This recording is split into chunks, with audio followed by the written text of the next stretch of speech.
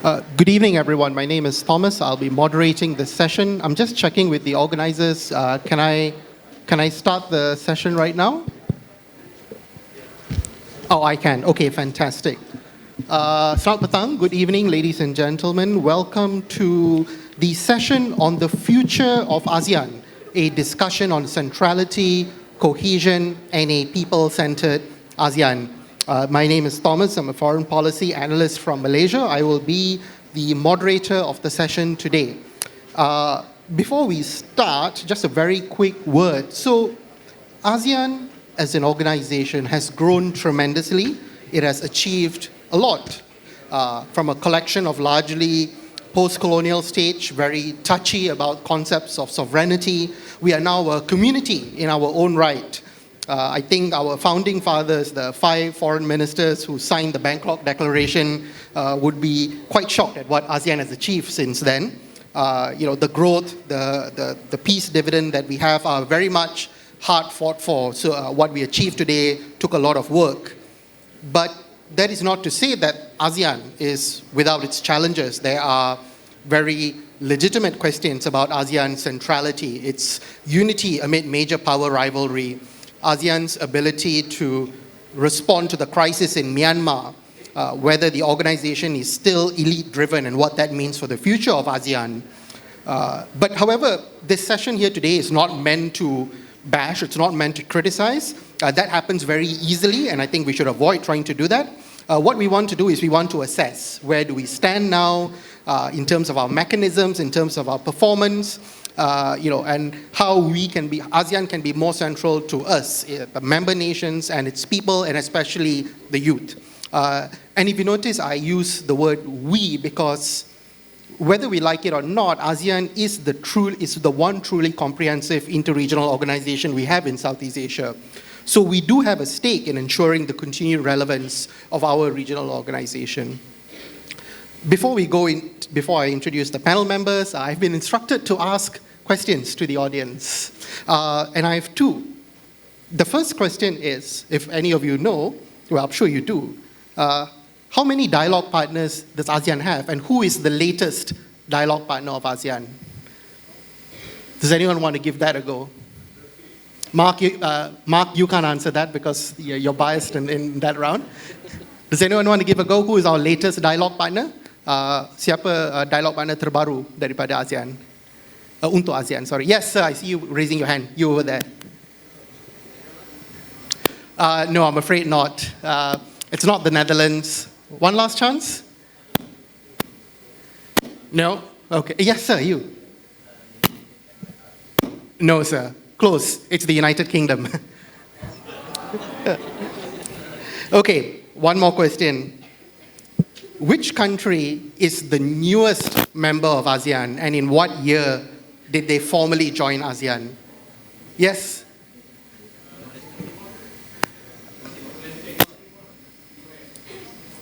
I don't think it's Timor-Leste. Newest member of ASEAN. I heard Myanmar. It's not Myanmar. One last go. Yes, madam, you? Cambodia. Yes, Cambodia. Betul. Thank you. And do you know when they joined? 1999. Betul. In April 1999. Yes. Ladies, thank you so much for your participation. We have with us a power-packed panel, which means that I don't have to do a lot of work. We have Pak Sidarto, the DG of ASEAN Cooperation with KEMLU. We have Prof. Devi Fortuna Anwar, the co-founder of FPCI and a research professor with BRIN, and Fuadi Pitsuwan, the president of the Pitsuwan Foundation in Thailand. So we have track 1 official, we have someone from track 2, and we have someone from a CSO, which is a brilliant setting on the part of the organizers today. I'm going to run the panel as such. I will ask each of them an opening question. They have about 5-6 minutes to respond. I will go for a second round of questions, and then I will open it up to all of you, the audience. The first question we have is for Pak Sidarto. And the question really is an assessment of ASEAN from 2023 from different perspectives. So, Pak Sidarto, Indonesia is at the tail end of its chairmanship. There was a lot of pressures, there was a lot of expectation on Indonesia as country chair. What is your assessment as on the chairmanship, as someone who worked on it from inside the system? What would you highlight as the major achievements? Conversely, what would you have preferred to see more movement on but could not be realized? Floor is yours, sir.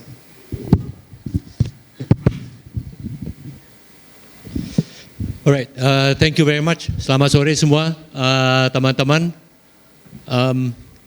Nama saya Arto Suryodipuro. Selanjutnya saya pakai bahasa Inggris tapi mungkin campur-campur. Now to the moderator, I will correct you.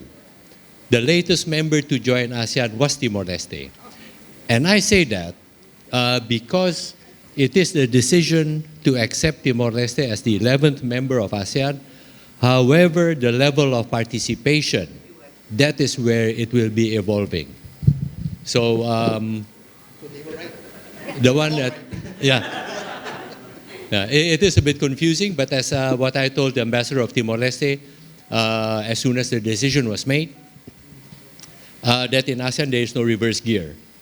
Once you are in, you are in. Okay, now to the to respond to the question you put forward. Let me say that we started to think about this more than 2 years ago. So around mid-21, a number of situations we could already see. The Myanmar situation had just broken out. The geopolitical challenges, and then the economic challenges. This was just during the lockdown and coming out of the lockdown. So a few questions came to mind at the time. First is, how does ASEAN, how would Indonesia's chairmanship add relevance to ASEAN? Secondly, how to make sure that ASEAN could strengthen its regional autonomy? How can ASEAN enhance its strategic autonomy? And the third is how ASEAN could add value and relevance to the people of ASEAN. So those were the three questions that shaped our thinking. So on that basis, I would say that a number of work streams came out of this year. The first is about strengthening ASEAN itself. And the thinking is that facing today's challenges, we need to strengthen ASEAN as an institution. And earlier last year, the foreign ministers agreed that we need to address the issue of ASEAN's institutional capacity and effectiveness. So that's why coming out this year, there were decisions on making decision-making more effective. There was a decision on strengthening the diplomatic processes of ASEAN. That's why you will see a number of things like changing the nomenclature of the ASEAN Secretariat into the ASEAN headquarters. It is more of a symbolic nature, but behind that symbol is the intention to strengthen diplomatic processes. So more engagement among us ambassadors to ASEAN, the 10, now 11 ASEAN ambassadors, ambassadors of partner countries, especially the East Asia Summit ambassadors, how to strengthen the role of the Secretary General, how to strengthen resources to the ASEAN Secretariat, and then how to put a foundation for, ASEAN will adopt a 20-year vision in 2025. It's going to be called Vision 2045. And this is the bedrock, the foundation of this vision was agreed by leaders last September. So there's that first work stream. And then the second work stream is on ASEAN's own strategic autonomy. And this is where we work with East Asia Summit ambassadors. Can anyone tell me, does anybody not know what East Asia Summit is? East Asia Summit. So East Asia Summit, it meets every year at leaders level, consisting of 18 countries, 19 with Timor-Leste now, the 10 ASEAN member states, plus Australia, New Zealand, China, Japan, Korea, United States, Russia, and India. So the major countries, they come together every year. The foreign ministers also come together every year. Now we have at the ambassador level in Jakarta, meeting at the ASEAN headquarters regularly, and the agenda will be expanded. And it agrees on supporting ASEAN centrality. So that's on strengthening the strategic autonomy of ASEAN. And within this context also, in East Asia Summit, they agreed to support the ASEAN doctrine of ASEAN Outlook on the Indo-Pacific. In essence, the ASEAN Outlook on the Indo-Pacific, AOIP, is in essence that ASEAN is an open region, it's a crossroad of the world, and therefore all our stakeholders in this region all will benefit from the continuation of the growth and well-being of this region. All will support the AOIP and will work along 4 work streams: economic and trade, maritime cooperation, on SDGs, and on, I mentioned maritime, on connectivity. Thank you, Budevi. So that's on the AOIP, and this year, for the first time, an ASEAN Indo-Pacific Forum was held. And in essence, the purpose is to bring together the business community to focus on infrastructure and connectivity. While it is economic, but it is very much strategic in value because economy is strategy. When we talk about politics and security and strategic issues, the essence of it, at the core of it, is about economics. So that's on the second. And let me just mention one more thing on the second, is that there was a strengthening of the maritime agenda. So this year, ASEAN agreed along a number of issues. We are going to expedite the discussion of the Code of Conduct between ASEAN and China. We are going to issue every 3 years an ASEAN Maritime Outlook. We are going to work towards establishing an ASEAN Coast Guard Forum. We adopted an ASEAN Blue Economy Framework. And then what we have an ASEAN Maritime Forum, this is going to be an annual event. So turning to the third work stream that we did today, it's about the relevance to the people of ASEAN. A number of things is that we are going to address future shocks about food security, energy security, the health architecture, and financial stability.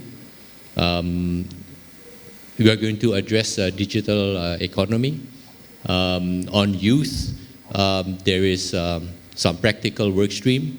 So for example, we have agreements from Amazon, AWS, Amazon Web Services to train ASEAN youth. So they have a particular program on this. From Microsoft, they have some training. We partner with the private sector on this training. We are partnering with the Indonesian Youth Diplomacy, the ASEAN Youth Organization. In essence, the question is, how do we prepare ASEAN youth for the future challenge of work? So that's how to ensure relevance. We address the issue of trafficking in person through the misuse of technology. It's an upcoming regional problem. So that is the third work stream, which is on relevance. So let me stop there, and we can continue. Thank you. Actually, before I go to Ibu Dewi, I have just one follow-up question. It's quite hard to talk about the future of ASEAN, about centrality, about cohesion, and about a people-centered network without talking about what's happening in Myanmar within the context of ASEAN. In the sessions that I've been in the morning, this was referred to several times. So we have the leaders' review of the decision of the implementation of the 5PC. There were certain very significant decisions to bypass Myanmar, the decision on a troika. I wonder if you could very quickly perhaps elucidate for the audience the thinking that went on behind the scene, and what do you see, where do we head, where do we go to from here, from this point? We began when we took over the chairmanship. On the Myanmar issue, we began with the understanding that our work is not aimed at solving the Myanmar issue, but at managing the Myanmar crisis. We know this is a protracted issue.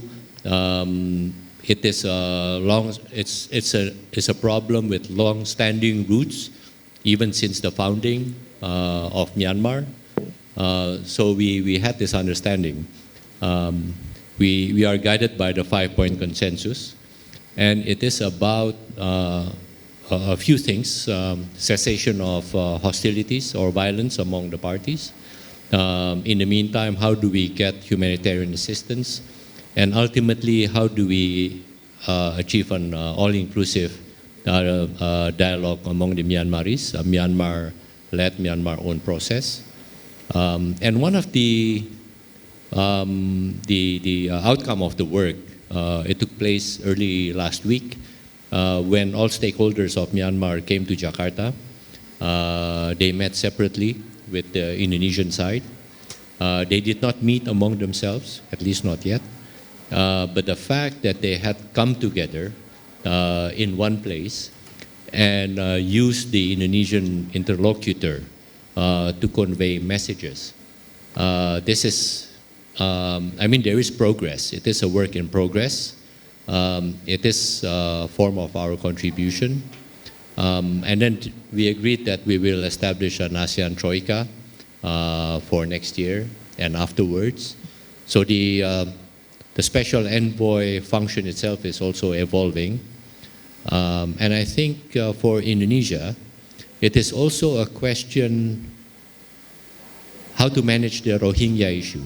Now remember that Rohingya issue, we had the Rohingya issue even before the coup d'etat in early 21. So even before that, we had the Rohingya issue. So for Indonesia, the issue of Myanmar is not only an ASEAN issue, but it's also an issue for Indonesia. So we also need to work as Indonesia on how to help Myanmar resolve its long-standing issues. Thank you very much, sir. Ibu Devi, over to you. It's a question on, again, how do you assess 2023, but also what are the outstanding issues that you think the future chairs in 2024 and 2025 that they will have to pick up as well? And of course, I'm sure you have responses to what has been said. Well, thank you very much, Thomas. And, I'm very happy that I'm speaking after the government officials speaking about it, so I can actually act as a discussant to Pak Arto, saying, Indonesia has done this, what we have, we have to come up with something else. But I think the first thing that has to be stated outright is that Indonesia, as it assumed its chairmanship of ASEAN 2023, has to manage a huge expectation.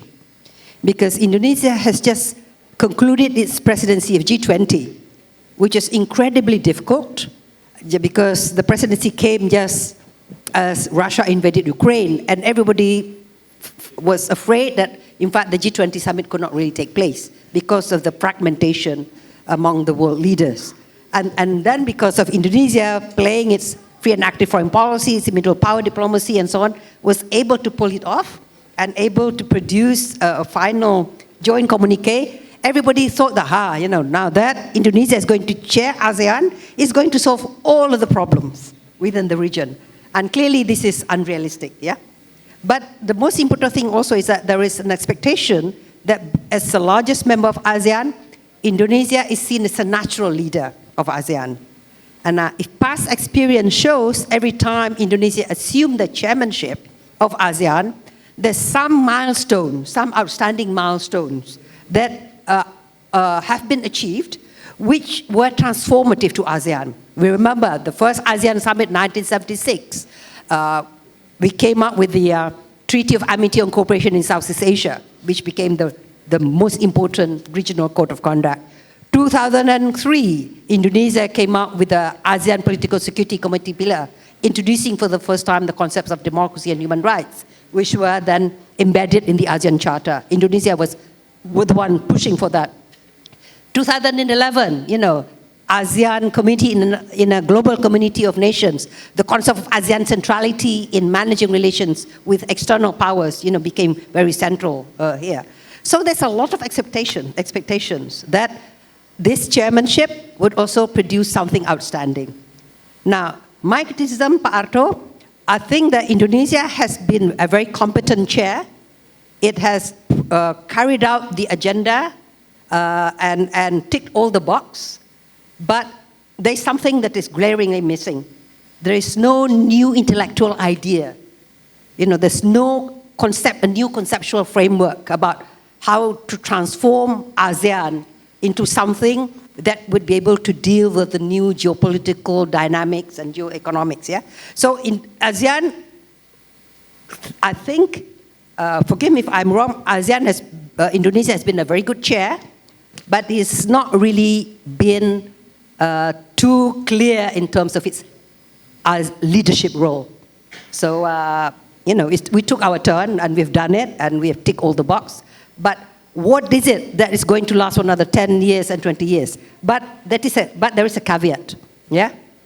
There's firstly the unrealistic expectations that you can solve the South China issue, the South China Sea issue, that you come up with a code of conduct, or you can solve the Myanmar issue. Of course, that is unrealistic because, as Pak Arto said, the Myanmar issue is very intractable, and there's not much the ASEAN can do if the people themselves are not really willing to do.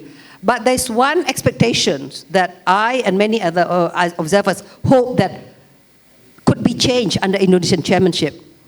The appointment of a rotating envoy, a rotating ASEAN chair envoy on Myanmar is a non-starter.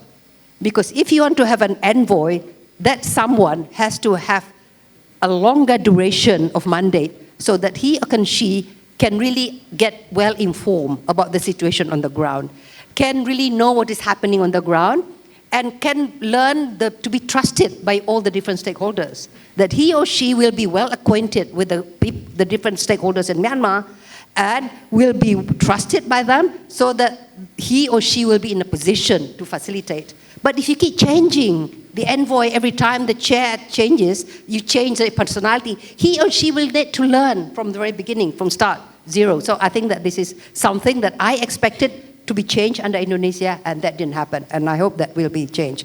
And how much more time do I have? 1 minute? Yep, 1 minute's good. Yeah, okay.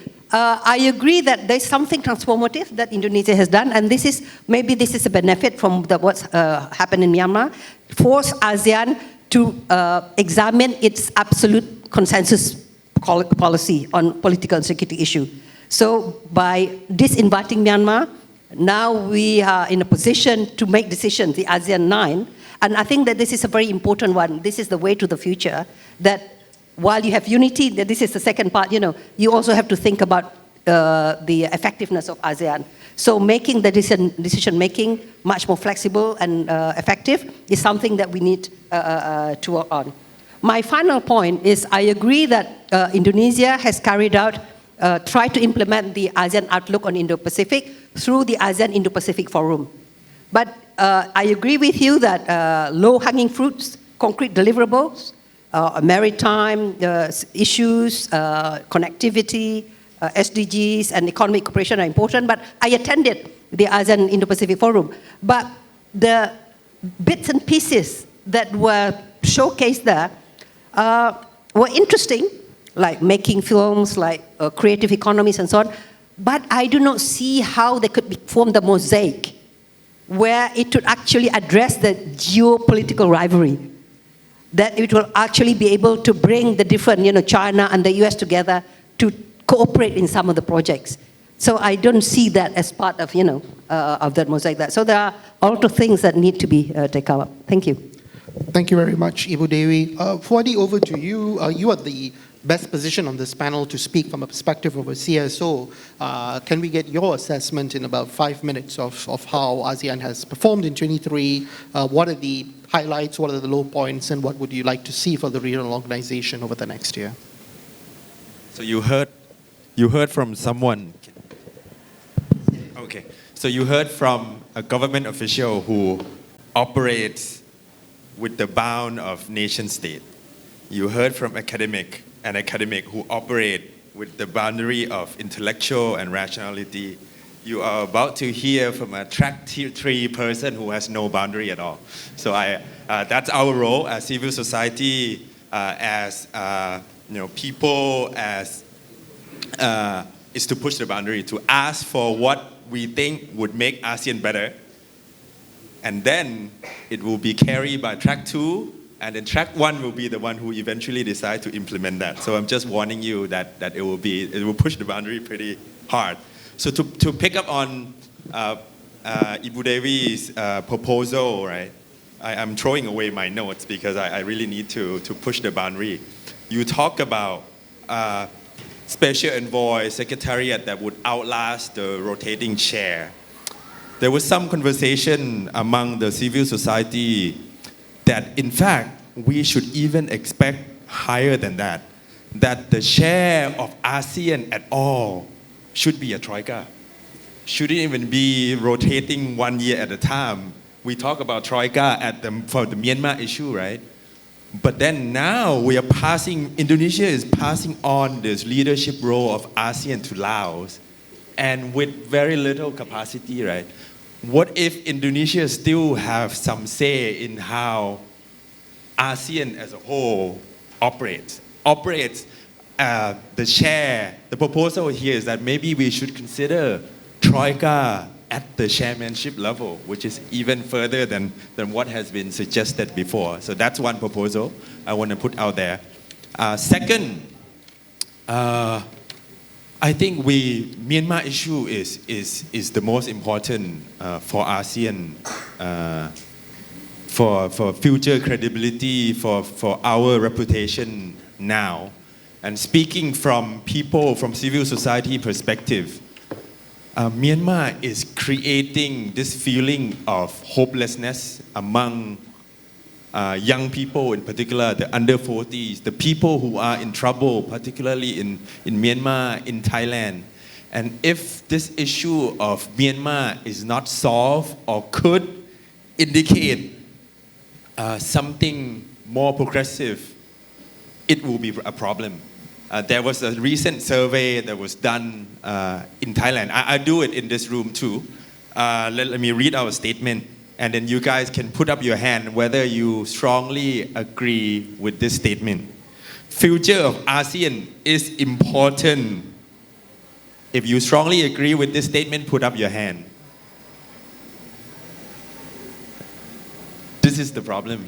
Right? Another statement, member in ASEAN benefits my country. None. So this is the problem with young people, right? The relevancy, the credibility of ASEAN largely stem from the fact that it became almost irrelevant to us because it doesn't create the hope that we need to see our future tie with ASEAN is a problem. How to solve that?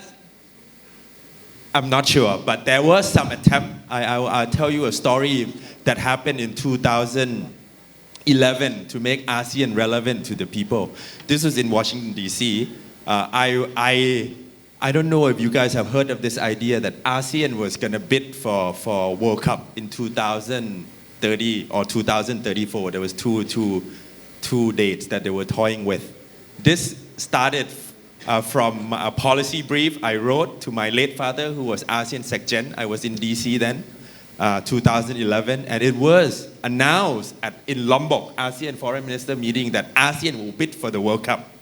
And then after that, right, Pak Dino, who was Indonesian ambassador to US then, tweeted for me, like saying, oh, ASEAN should bid for the World Cup. Tony Fernandez, CEO chairman of Air Asia, tweeted for us. And then my late father said, I have never seen ASEAN people excited about ASEAN this much before. And it's not about issue of any political importance, but it's issue about bidding for the World Cup. So that issue play along, got some news, got some coverage here and then during the past 10 plus years. And this year in March, the Football Association formed a technical committee to look seriously into this issue. And then just last month, when everyone agreed that we would bid, we would seriously consider this, Indonesia came out to say that we will support Saudi bid. So my point here is not, it shows that there's something that could unite us, and it may be something that is not Myanmar. It will be something that, it could be something that is as mundane, as fun, as these cultural issues, right? But there's a bigger point here that ASEAN as a unity tends to give way to something that would disunite us. I talk about Saudi Arabia coming in, and now Indonesia is supporting Saudi bid. We see China, we see the US now picking and choose bilateral relations rather than treating ASEAN as one. Joe Biden skipped US ASEAN summit, ASEAN summit, instead picked to go to Vietnam bilaterally. China is always operating as a bilateral, favor bilateral ties a lot more. So my point here is that it's really important that we remain united, and it will come from issues related to the people. Cultural diplomacy and all these are all very, very relevant. Thank you. Thank you very much, Wadi. That was a very spirited intervention. I'm going to do two things. I'm going to give Pak Arto the right of reply to both of these. There's some very interesting comments that he might want to pick up on. But I'm also going to ask the organizers to physically let me know, when we have about 10 minutes left before the end of this session, because I do want to give everyone a chance to get in on this as well. Pak Arto, the floor is yours. Thank you. Those were very interesting points by Fuadi. Maybe a question that also could have been asked is how many of the participants have visited ASEAN countries. I think this is also what matters, because ASEAN has also value. For example, there's a free visa among ASEAN countries. So how familiar are they with ASEAN countries? Singapore, Malaysia, Thailand. Do they visit for other purposes? Maybe for medical or for education or tourism. I know I was in Thailand just 2 weeks ago, had a lot of fun. So this is maybe also that familiarity with ASEAN. Because the most useful things sometimes are not those that are high political in nature. And then on about the Troika at the leadership level, well, the thing about ASEAN is that it is already, 56 years old. The problem with institutions that are mature like this is the number of institutions it has developed, the rules and procedures, the corporate culture, if you will. And these are not easy. You have to operate within them. So one of the challenges is actually how to streamline. So this is what we want to do in ARF, ASEAN Regional Forum. The first ASEAN-led mechanism established after the end of the Cold War. We need to streamline it so it will remain useful, but also streamline other aspects to it. Now, into Bu Dewi's issue. So we will follow up on the ASEAN Indo-Pacific Forum. You are correct. There is nothing exciting in terms of geopolitical concepts. But the leaders did agree that ASEAN shall continue to lead in the shaping of the geopolitics and geoeconomics of the region.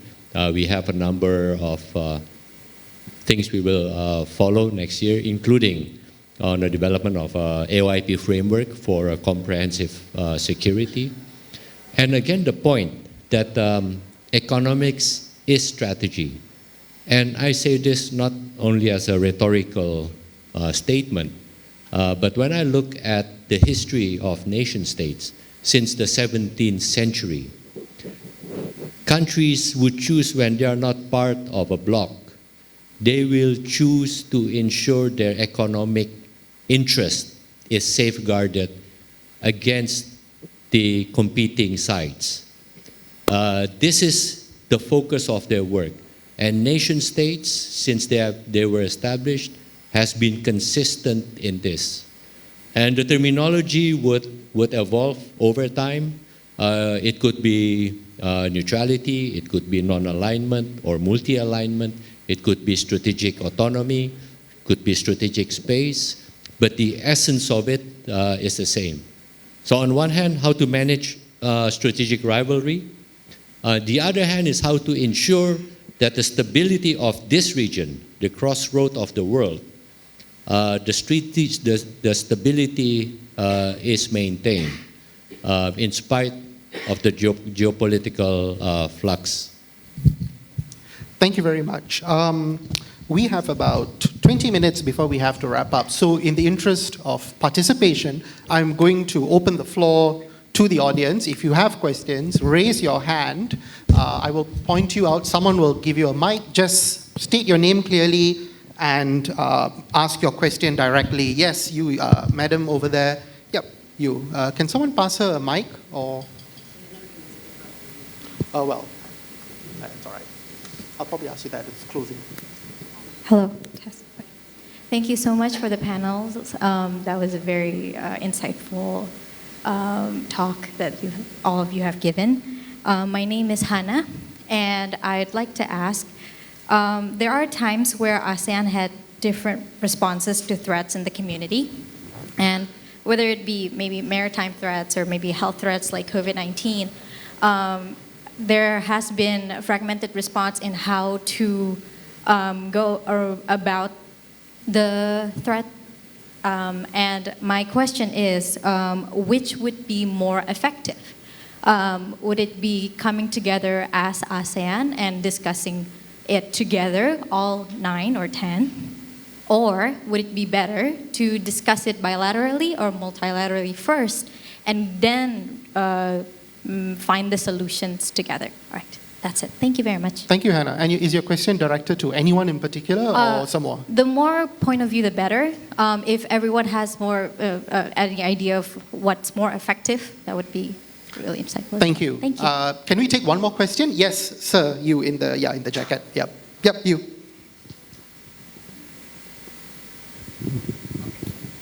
Okay, so thank you. I want to ask that maybe anyone here have heard the issue that Thailand want to make a canal Thailand, right? Thailand canal. So I have a question. So as we know that Thailand canal will be give a short way between Indian Ocean and Pacific Ocean in Asian region. So I have a question. So what's going to happen if the Canal of Thailand is really happen? Because there's any research that I have read that it will be give the negative impact for Singapore and Indonesia in Malacca region. Right. So Okay. that's the question. Okay. Is that Yeah. it? Yeah, okay, thank you very much. I will go with the two questions first. The first is on, challenges in ASEAN. Should it be approached bilaterally, minilaterally, before it goes to the group? And the second was on the potential implications of a new canal in the Straits of Kra, I take it. Ibu Devi, you want to give it a go first? From experience, when we are faced with direct issues, for example, like the challenges of non-traditional security threats like piracy in the Straits of Malacca, or like the Abu Sayyaf security threats in the Sulu Sea. It is much more practical and quicker to take actions only involving the countries that are directly affected. So like, for example, the Straits of Malacca, it's Malaysia, Singapore, and Thailand. Now, in the Sulu Sea, it's Indonesia, Malaysia, and the Philippines. We coordinated patrol and so on. So within ASEAN, minilateralism is not something strange or something new. On certain border issues, we deal it bilaterally. So we are quite flexible in this. Now, at ASEAN level, usually we deal with when we want to develop regional norms, regional values, regional code of conducts, and where possible, to carry out collective action, yeah? But on practical levels, I personally believe that to force Laos to be interested in a maritime issue is not realistic. But on the Mekong issues, to force the Philippines to take the same interest is not realistic either. So I think that you just need to look at the various issues, and you need sometime bilateral, sometime trilateral, and so on. On the Kra Canal, I think let the future Thai foreign minister answer that. Yes. No pressure, Fendi. No pressure at all. If you are an IR student, right, there is this concept called tit for tat. It is a game theory. And when Ibu Devi said that it's really difficult to get Laos to be interested in South China Sea, but I can see some way of it working out as well, because the Philippines really wants someone to care about South China Sea with them. They're very lonely on this issue.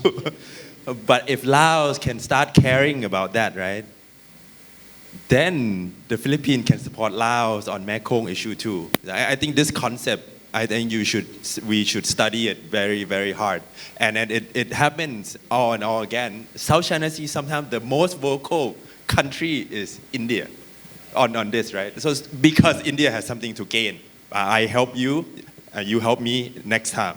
This concept exists in international relations, and it's a way to bridge ASEAN-wide unity concept and the local bilateral or country focus issue, I think. So that's one issue. On the Grat Canal, I think the concept has evolved to something called land bridge now.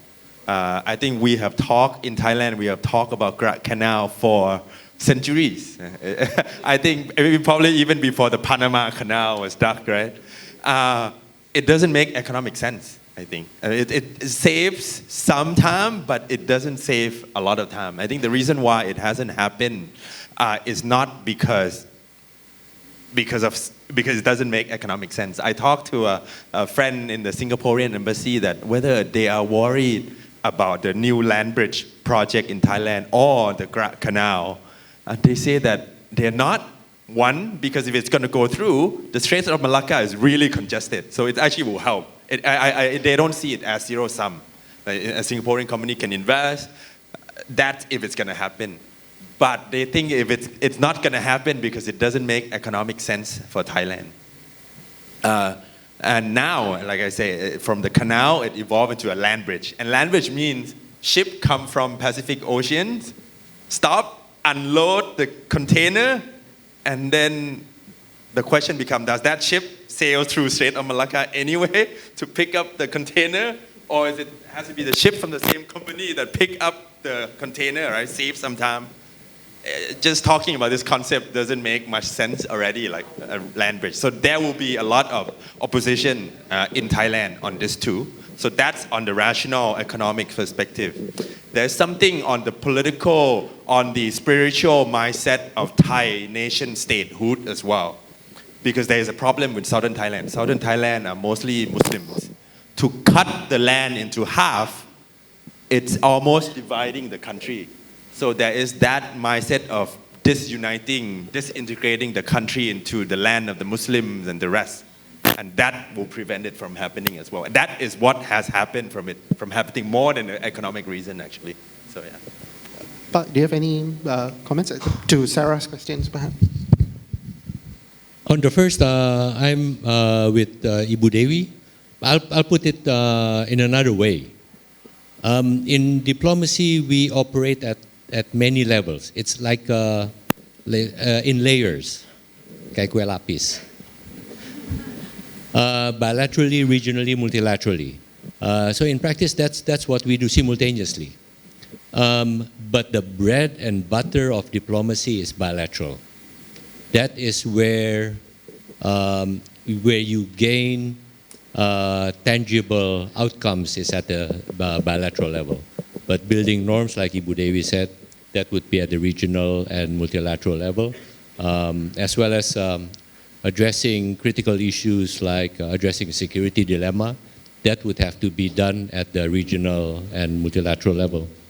Secondly, I'm going to look at the Kra Canal, but from a different perspective. Because the Kra Canal, even though it has not been established, but for Indonesia, Indonesia kan negara kepulauan. So we have been addressing the issue of maritime traffic since the birth of the country. Jadi kalau kita ingat, mulai dari deklarasi Juanda 59, semuanya itu kan tentang keamanan perairan Indonesia, negara kepulauan. Dan ini sekarang selama 70 tahun sejak Perang Dunia Kedua selesai, since the end of the Second World War, the stability of these waters and the waters of Southeast Asia has been underpinned by the US Navy. But this stability is being eroded now. So we have to start thinking about what would come next. Untuk negara yang selalu peduli terhadap keamanan selat Indonesia, kita harus mulai benar-benar memikirkan bagaimana menyikapi tantangan yang akan ada di hari besok. How we should address future challenges. Thank you very much, Pa. I'm going to take one more round of questions to end it. Yes, the guy with the cap, you raised your hands first. My name is Ismail from Triple IU. A very short and simple questions. What is your projections on the ASEAN centrality or cohesion in the next year, I mean like 2024?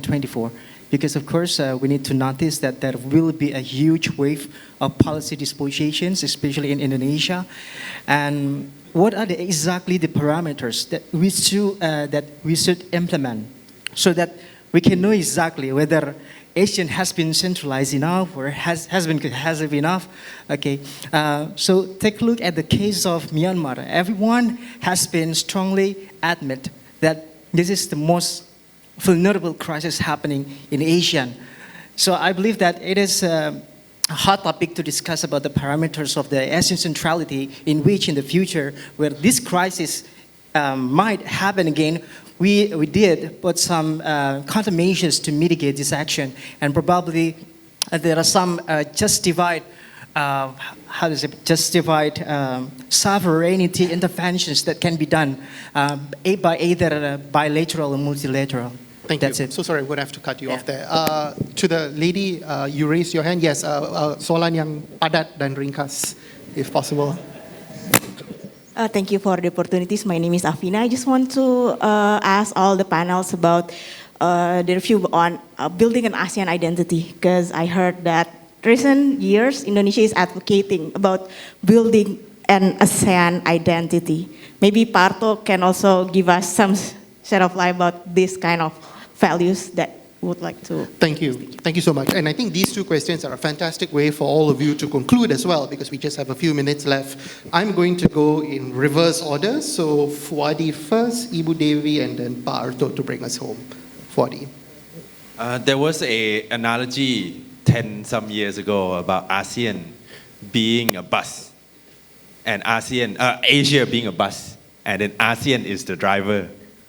But for the past 10 years, I feel that bus has moved very slowly, and the driver is very big and not very good at driving. So I think speaking in that analogy, I think ASEAN has to be more active driver. We used to use ARF, for example, to be a platform to engage issue like North Korea. It's a platform that North Korea is a member of. I think getting ASEAN back into that stage, being the fulcrum of Asia regional architecture again, I think is really important. But that has a lot to do with there's a term by Richard Haas, foreign policy starts at home. So as long as Thailand is not stable, as long as Indonesia is having this democratic backsliding presidential candidates, things like this, I think foreign policy of ASEAN will be subpar. I think we will all punch below our weight until there is some stability that we can look forward, we can look bigger than our regions. So I think that is until our home is secure, not on fire, right? At least the original members, then that is when we can really grow, I think. Yeah. Thank you, Fadi. Ibu Devi? The two questions about ASEAN unity and centrality and then ASEAN identity is a PhD thesis question, as you know. You can't answer it in 2 minutes. But I think what we need from you is an abstract response, not So, the whole dissertation. And, firstly, I think we should stop beating ourselves about the problem of unity in ASEAN, because it is a given. ASEAN is very diverse. We have differences in ideologies. We have differences in strategic outlooks. We have differences in political systems. So whether you work very hard at it to force everybody to agree to a certain vision and political system, you're going to fail. Yeah. So that is something that you just have to accept the fact. Yeah. What we can do is to work towards a converging ends. It is not possible to achieve unity in terms of unanimity in ASEAN. So don't try to go for that. So people say, you cannot really have neutrality without unity. Now, to a certain extent, I agree that if you're totally divided, you get distracted, you don't have the time for leadership. But here, I believe that we need to work at 3 levels. First, the most important thing is ASEAN centrality when we relate to the outside world. And this is the one where ASEAN is driving the seats. Now, ASEAN as a driver is not a chauffeur, yeah? Because I have a driver, I tell my driver where to go, right? Now, ASEAN should not be a chauffeur. So you should be involved in agenda setting. So intellectual leadership matters, yeah? So it's not your economic wherewithal. People talk about Indonesian leadership in 1955 when we were very poor. It's all about what you can suggest at the intellectual level. And I believe that in this more divided world, the role of ASEAN is in fact become more relevant, because the only forum where all countries will feel comfortable, where they feel safe, including where North Korea is welcome, is the ASEAN forum. That is the only inclusive regional architecture. And we should not take that for granted. But leadership has to be earned. Yeah? Secondly, you're right, ASEAN should also be central to the member states. So when we have ASEAN mechanism which can resolve, then we should try to empower ASEAN. Bilateral is important, but when we do have an ASEAN mechanism, let's use the ASEAN mechanisms. And thirdly, to make ASEAN relevant to the people, particularly to the young people. And here, it is very important to continue to educate our public why ASEAN was created. So I'm very disappointed when there's a lack of show of hands, when they think that ASEAN don't matter. You are not going to be able to sit peacefully in this nice hotel if there's no regional peace and stability. You'll be hiding under the bunkers because there'll be bombs flying, yeah? There'll be tanks outside. That's what people are experiencing in Gaza. There are what people are experiencing in many parts of the world. We are enjoying peace and prosperity because ASEAN plays a major important role, and I think that is very, very important. And that is also part of the ASEAN identity. ASEAN identity, first, you have the inherited identities. We are all Southeast Asians. We are different from the Arabs. We are different from Northeast Asian. We are different from South Asians. But at ASEAN level, there's a constructed identity. What we want to make out of it. And I think that for all of us, just go back to the ASEAN Charter. There are values there. There are ASEAN ways. And among others, respect for rule of law, mutual respect, non-interference, yes, but also democracy, human rights, good governance, and constitutional change of government. So I do believe that if you want to make ASEAN credible, it should be able to enforce its own principles and values. So while we talk about differences, there are still some parameters which is an ASEAN behavior which is unacceptable. And I think we should move in that direction. Thank you very much. And I'll just emphasize something that I think probably thought leaders in all three of our countries have articulated before, which is non-interference is not a license for indifference to what happens in this region as well. Barto, you have the job of bringing us home for today, so the floor is yours. Okay, thank you. I have no disagreement with Ibu Dewi and Kun Fuadi. But I approach it from a different perspective. On ASEAN centrality, I think when we talk about centrality, we have in the back of our minds a few interlocking concepts. The first is geographic centrality. ASEAN is one of the most central geography in the world. If these 10 countries were located in some corner of the Pacific, it will not have centrality. But it is that geographic centrality that makes ASEAN, it's the first concept of centrality. The second is institutional centrality, and this is, I think, what we have been talking about, and we need to be the driver, not the chauffeur. And this is what Ibu Dewi said. It needs thought leadership. It needs us to invest in the diplomatic processes, in the thinking. And this is in defense of what we were doing this year. That's why we were thinking about strengthening the institutions, the agenda making, the mechanism to make sure ASEAN is more agile. The third is diplomatic centrality. When ASEAN meetings are held, foreign ministers, leaders from major countries, they come. And they have their own things on the sidelines. So for example, one example is when China, Japan, Korea established their trilateral mechanism. It was actually established at the sideline of an ASEAN meeting. At the ASEAN Summit in Singapore in '99, the leaders of China, Japan, Korea came together for breakfast. And that's where it took off. And they will have their another summit early next year. After 2019, the last one.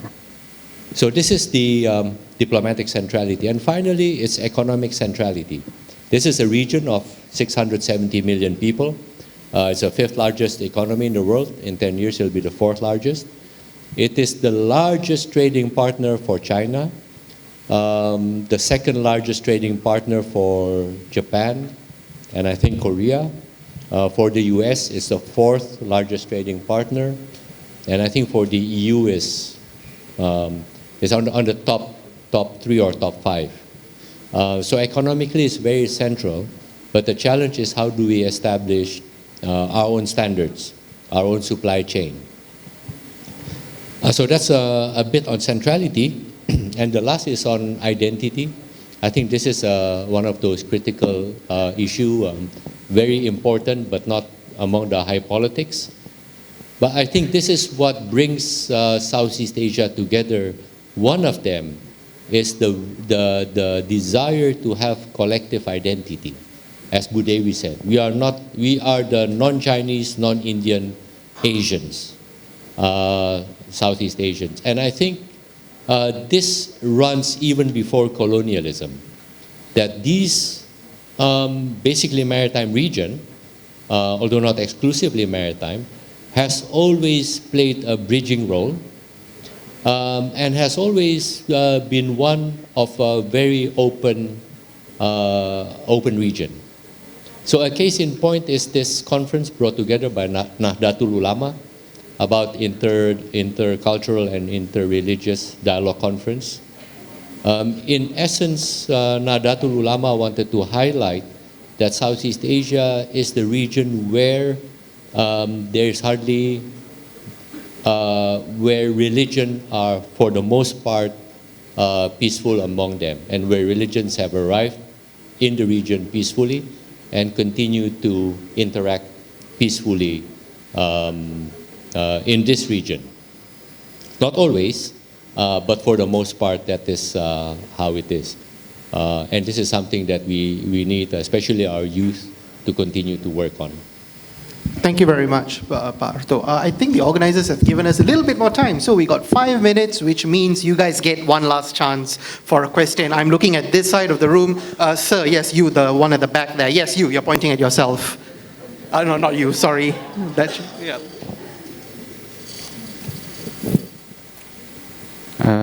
Excuse me, I'd like to ask a question.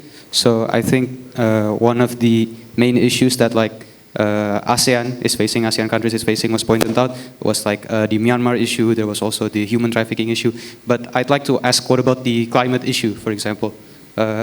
ASEAN countries, for example, is having an issue with transboundary haze pollution, and ASEAN has already made its policy regarding it, the Asian Agreement on Transboundary Haze Pollution, but it is considered by many policy analysts and policy researchers is considered an ineffective policy. And so my question is there any efforts to reform the policy or make a new environmental policy to stop the climate issues that ASEAN countries is facing? Thank you. Thank you very much. Asking a question on transboundary pollution when Indonesian and Malaysian is on the stage is very dangerous, but we will go with that. Fuadi, do you want to come in on this as well? Yes. Oh, fantastic. So, Pak Arto first, and then... Oh, Fuadi, yeah, go for it. Because I live in Chiang Mai, and for 3 months, Chiang Mai is the world's most polluted city because of the haze from Laos and from Myanmar. But this issue is very complex for Thailand.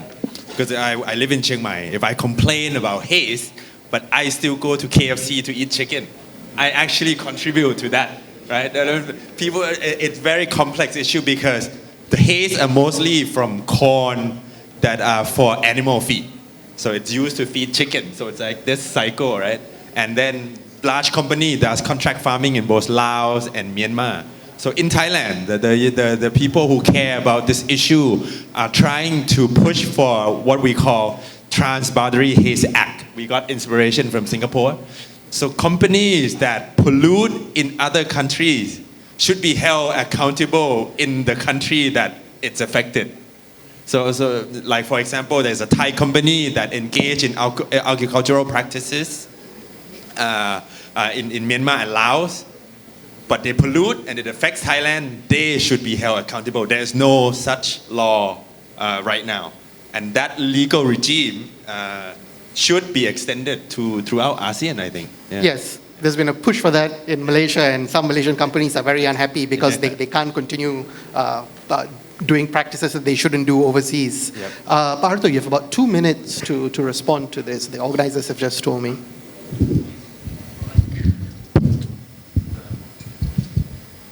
Well, I think where ASEAN should be doing better is having this campaign that every one of us should be doing our part. Exactly as what Kun Fuadi was saying.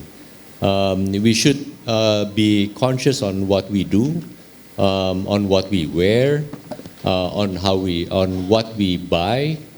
All of this, it comes ultimately to individual behaviors. It's not only about country policies. At the ASEAN level, yes, we have a net zero strategy. We have we have agreed on establishing electric vehicle ecosystem to start thinking not only about having common standard on electric vehicles, but even to start thinking about how to recycle batteries at the end of their use, and how to make sure that the ASEAN region will also integrate standards. You know, we don't only become the supply chain of the Chinese EV or Korean EV or other countries' electric vehicles, but how do we establish our own standards, and how do our producers have a regional perspective? But you know, it's what governments and regional organizations can do. There are limits to it. I think ultimately each and every one of us also have our responsibilities on this. Thank you. Ibu Devi, very quickly. Yeah, I think, I've also worked in the government, and also, there is no best choice and worst choice. Quite often it's only bad choice and worse choices. And for Indonesia, one of the bad polluters, this is very problematic. But Arto mentioned that we are moving into electric vehicle. So that is good choice. Green energy. We are doing smelter that will contribute to batteries. Good choice. But how are we powering our smelter plants?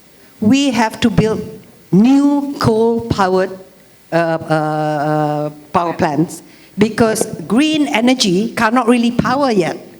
So you do not really have hydropower or wind power or solar power that can actually generate energy sufficiently to feed, to operate our smelter. So under our ministry, we have a ministry for minerals and energies.